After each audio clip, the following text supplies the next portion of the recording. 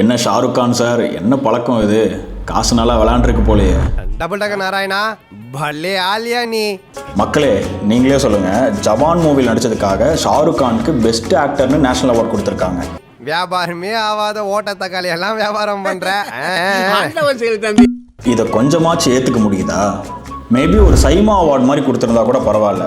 ஜவான் movie ஆக்டிங்க்கு national award மாதிரி ஒரு award கொடுத்ததெல்லாம் நாட் அட் ஆல் அக்செப்டபிள். முடியாது நீ கல்லாட்டாடங்க, நான் ஒத்துக்க மாட்டேன். And it's not fair at all. Actually இந்த டைம் 2 பேருக்கு பெஸ்ட் ஆக்டர்ஸ் அவார்ட் ப்ரெசென்ட் பண்ணியிருக்காங்க. ஒன்று ஷாருக் கானுக்கு ஃபார் ஜவான் மூவி, இன்னொன்று விக்ராந்த் மெஸ்ஸிக்கு ஃபார் 12th ஃபெயில். நிஜமாவே 12th ஃபெயில் மூவி ரொம்ப ரொம்ப நல்ல மூவி. அண்ட் அது மட்டும் இல்லாமல் அவரோட கரியர்லேயே இதுதான் பெஸ்ட் ஆக்டிங்கும் கூட. It was perfect. Perfect. ஜவான் நிஜமாவே அக்செப்ட் பண்ணிக்க முடியாது மக்களே.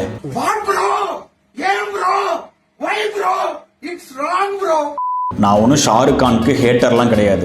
பட் இருந்தாலும் நேஷனல் அவார்ட் ஜவான் மூவிக்கு கொடுத்தது எனக்கு என்னமோ வர்த்தி இல்லைன்னு தான் தோணுது. என்ன பேசிஸில் ஜட்ஜ் பண்ணியிருக்காங்கன்னு கூட தெரில.